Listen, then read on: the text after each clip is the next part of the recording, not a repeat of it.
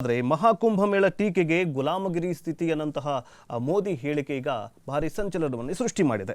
ಕುಂಭಮೇಳದಲ್ಲಿ ಏನಂತಂದ್ರೆ 144 ವರ್ಷಗಳ ಬಳಿಕ ಕುಂಭಮೇಳ ನಡೀತಾ ಇದೆ. ಬರೋಬ್ಬರಿ ಈ ಕುಂಭಮೇಳದಲ್ಲಿ 62 ಕೋಟಿ ಮಂದಿ ಜನರು ಭಾಗಿಯಾಗಿ ಮಹಾಕುಂಭಮೇಳದಲ್ಲಿ ಪುಣ್ಯ ಸ್ನಾನವನ್ನ ಮಾಡಿದ್ದಾರೆ ಅಂತ ಉತ್ತರ ಪ್ರದೇಶ ಸರ್ಕಾರ ಹೇಳ್ತಾ ಇದೆ.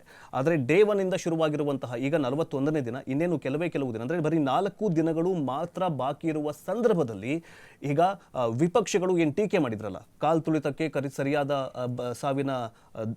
ಸಾವಿನ ಸಂಖ್ಯೆಯನ್ನು ಕೊಟ್ಟಿಲ್ಲ, ಜೊತೆಗೆ ಅಲ್ಲಿನ ವ್ಯವಸ್ಥೆ ಸರಿಯಿಲ್ಲ, ಶುದ್ಧ ನೀರು ಅಂದರೆ ಗಂಗಾ ನದಿಯ ನೀರು ಮಲಿನವಾಗಿದೆ, ವಿಷಕಾರಿಯಾಗಿದೆ, ಜೊತೆಗೆ ಹಲವಾರು ಟೀಕೆಗಳನ್ನು ಮಾಡಿತ್ತು ವಿಪಕ್ಷಗಳು.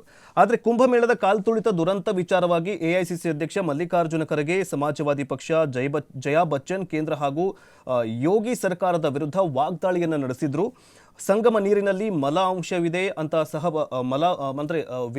ವಿಷಕಾರಿ ಆಗಿದೆ, ಗಂಗಾ ನದಿ ವಿಷಕಾರಿಯಾಗಿದೆ ಎನ್ನುವಂತಹ ವಿಪಕ್ಷ ನಾಯಕಗಳ ಹೇಳಿಕೆಗೆ ಈಗ ಪ್ರಧಾನಿ ನರೇಂದ್ರ ಮೋದಿ ಅವರು ಮಾತನಾಡಿ, ಇತ್ತೀಚಿನ ದಿನಗಳಲ್ಲಿ ಧರ್ಮವನ್ನ ಅಪಹಾಸ್ಯ ಮಾಡುವ, ಜನರನ್ನ ವಿಭಾಗಿಸುವಲ್ಲಿ ತೊಡಗಿಕೊಂಡಿರುವ ವರ್ಗ ಇದೆ. ಹಲವು ಬಾರಿ ವಿದೇಶಿ ಶಕ್ತಿಗಳು ಸಹ ಈ ಜನರನ್ನ ಬೆಂಬಲಿಸುವ ಮೂಲಕ ದೇಶ ಹಾಗೂ ಧರ್ಮವನ್ನ ದುರ್ಬಲಗೊಳಿಸುವ ಪ್ರಯತ್ನ ನಡೀತಾ ಇದೆ ಅಂತ ಪ್ರಧಾನಿ ನರೇಂದ್ರ ಮೋದಿ ಅವರು ಟೀಕೆ ವ್ಯಕ್ತಪಡಿಸಿದ್ದಾರೆ. ಅಂತಂದ್ರೆ ವಿದೇಶಿ ಶಕ್ತಿಗಳು, ಕೆಲವೊಂದಿಷ್ಟು ಜನರು ಈಗ ವಿದೇಶಿಗರು ಏನಂತಂದ್ರೆ ಹಿಂದೂ ಧರ್ಮವನ್ನ ಒಡೆಯುವಂತಹ ಒಂದು ಪ್ರಯತ್ನ ಮಾಡಲಾಗ್ತಾ ಇದೆ ವಿಪಕ್ಷಗಳಿಗೆ. ವಿದೇಶಿಗರು ಅಂದ್ರೆ ಮೊನ್ನೆ ಟ್ರಂಪ್ ಅವ್ರು ಹೇಳಿದ್ರಲ್ಲ, ಏನಂತಂದ್ರೆ ಮೋದಿಯವರನ್ನ ಸೋಲಿಸೋದಕ್ಕೆ ಹಾಗೆ ಹಿಂಗೆ ಅಂತ ಹೇಳಿದ್ರಲ್ಲ, ಅದೇ ಟ್ರಂಪ್ ಕಾರ್ಡನ್ನು ಈಗ ಮೋದಿಯವರು ಬಳಸ್ತಾ ಇದ್ದಾರೆ. ಅದೇನಂತಂದ್ರೆ ವಿದೇಶಿಗರು ಏನಂತಂದ್ರೆ ಹಿಂದೂ ಧರ್ಮವನ್ನು ದುರ್ಬಲ ಮಾಡುವಂತಹ ಶಕ್ತಿಗಳು ಈಗ ದೇಶದಲ್ಲಿ ಉಲ್ಬಣಗೊಂಡಿವೆ. ಸೊ ಅದಕ್ಕೋಸ್ಕರ ಮಹಾಕುಂಭಮೇಳವನ್ನು ಟೀಕಿಸಲಾಗ್ತಾ ಇದೆ ಅಂತ ಹೇಳಲಾಗ್ತಾ ಇದೆ. ಬಟ್ ಏನಂತಂದ್ರೆ ಇದೇ ವೇಳೆ ಕುಂಭಮೇಳದಲ್ಲಿ ಶ್ರಮಿಸಿದ ನೈರ್ಮಲ್ಯ ಕಾರ್ಮಿಕರು ಮತ್ತು ಪೊಲೀಸರ ಕಾರ್ಯಕ್ಕೂ ಕೂಡ ಪ್ರಧಾನಿ ನರೇಂದ್ರ ಮೋದಿ ಅವರು ಶ್ಲಾಘನೆ ವ್ಯಕ್ತಪಡಿಸಿದ್ದಾರೆ. ಜೊತೆಗೆ 62 ಕೋಟಿ ಜನರು ಬಂದು ಹೋಗಿದ್ದಾರೆ ಅಂತ ಹೇಳಲಾಗ್ತಾ ಇದೆ. 62 ಕೋಟಿ ಜನರನ್ನ ಸಪೋಸ್ ಏನಾದರೂ ಬಂದಿದ್ದೇ ಆಗಿದ್ರೆ, ಉತ್ತರ ಪ್ರದೇಶ ಸರ್ಕಾರ ಈ 62 ಕೋಟಿ ಜನರನ್ನ ಏನಾದರೂ ಮೇಂಟೈನ್ ಮಾಡಿದ್ದೇ ಆದರೆ ಅದು ಇತಿಹಾಸ ನಿರ್ಮಾಣವಾಗುತ್ತೆ.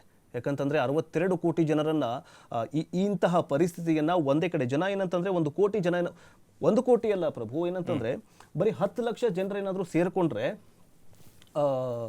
ಅವ್ರನ್ನ ಮೇಂಟೈನ್ ಮಾಡೋದು ತುಂಬಾ ಕಷ್ಟಕರವಾಗುತ್ತೆ. ಯಾಕಂದ್ರೆ 45 ದಿನಗಳಿಂದ 62 ಕೋಟಿ ಜನ ಬರ್ತಾರಂತಂದ್ರೆ ಇದೇನೇನಾದ್ರೂ ಸಕ್ಸಸ್ ಆಗಿದ್ರೆ, ಇವೆಲ್ಲವನ್ನ ಮೇಂಟೈನ್ ಮಾಡುವಲ್ಲಿ ಸಕ್ಸಸ್ ಆಗಿದ್ರೆ ಇದು ಇತಿಹಾಸವೇ ಸರಿ. ಬಟ್ ವಿಪಕ್ಷಗಳ ಒಂದು ಹೇಳಿಕೆಗೆ ಪ್ರಧಾನಿ ನರೇಂದ್ರ ಮೋದಿ ಅವರು ಟೀಕೆ ವ್ಯಕ್ತಪಡಿಸಿದ್ದಾರೆ. ನೋಡಿ, ಮಮತಾ ಬ್ಯಾನರ್ಜಿ, ಅಖಿಲೇಶ್ ಯಾದವ್, ಮಲ್ಲಿಕಾರ್ಜುನ್ ಖರ್ಗೆ, ಜೊತೆಗೆ ಲಾಲು ಪ್ರಸಾದ್ ಯಾದವ್ ಇವರೆಲ್ಲ ಟೀಕೆಯನ್ನ ಮಾಡಿದ್ರು. ಇದು ಕುಂಭಮೇಳ ಮೃತ್ಯು ಕೂಪ, ಇದು ಜೊತೆಗೆ ಓಳು, ಇದು ಪಾಪ ಪರಿಹಾರ ಆಗ್ಬಿಡುತ್ತಾ ಅನ್ನುವಂಥ ಹೇಳಿಕೆ, ಇವೆಲ್ಲವೂ ಸೂಕ್ಷ್ಮ ಧಾರ್ಮಿಕ ವಿಚಾರ ಅಂತ ಬಂದಾಗ ಅವ್ರವ್ರ ನಂಬಿಕೆ ಅದು, ಅವ್ರವ್ರ ಧಾರ್ಮಿಕ ಅದು. ನಮ್ಮ ಧರ್ಮ ನಮಗೆ ಮೇಲು ಅನ್ನುವಂಥ ಜನರು ಜಾಸ್ತಿ, ನೀವೇನೇ ಹೇಳಿ, ನೀವೆಷ್ಟೇ ಟೀಕೆ ಮಾಡಿ, ಅವರವರ ಆಚರಣೆಗಳು ಬಹಳ ಮುಖ್ಯ ಆಗುತ್ತೆ ಈ ವಿಚಾರದಲ್ಲಿ. ಹಾಗಾಗಿ ಈ ರಾಜಕೀಯವಾಗಿ ಕೂಡ ಇದು ಪರಿಣಾಮವನ್ನು ಬೀರುತ್ತೆ. ಬಟ್ ಇದೇ ವಿಚಾರಗಳನ್ನು ರಾಜಕೀಯ ಅಸ್ತ್ರವಾಗಿ ಕೂಡ ಬಳಕೆ ಮಾಡಿಕೊಳ್ಳುವಂತಹ ಸಾಧ್ಯತೆಗಳು ನಾವು ಚುನಾವಣೆಯಲ್ಲಿ ಗಮನಿಸ್ತಾ ಇರ್ತೀವಿ. ಏನಂತಂದ್ರೆ ಅತಿ ಹೆಚ್ಚಾಗಿ ಟೀಕೆಗೆ ಒಳಗಾಗುವಂತಹ ಧರ್ಮ ಅಂತಂದ್ರೆ ಹಿಂದೂ ಧರ್ಮ ಅಂತ. ಬೇರೆ ಬೇರೆ ಧರ್ಮದ ಬಗ್ಗೆ ಟೀಕೆ ಮಾಡೋದಕ್ಕೆ ಹಿಂದೆ ಮುಂದೆ ನೋಡ್ತಾವೆ ಇದೇ ವಿಪಕ್ಷಗಳು. ಕರೆಕ್ಟ್. ನೋಡೋಣ ಮುಂದಿನ ದಿನಗಳಲ್ಲಿ ಸಹಜವಾಗಿ ಅದೇ ಪ್ರಶ್ನೆಗಳು ಬರುತ್ತೆ.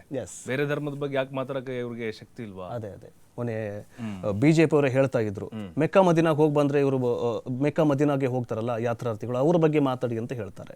ಬಟ್ ಗೊತ್ತಿಲ್ಲ, ಹಿಂದೂ ಧರ್ಮ ಏನಂತಂದ್ರೆ ಶಾಂತಿ ಪ್ರಿಯ, ಬಟ್ ಅದ್ರ ಬಗ್ಗೆನೇ ಜಾಸ್ತಿ ಟಿಪ್ಪಣಿಗಳನ್ನ ಮಾಡ್ತಾರೆ ನೋಡಿ.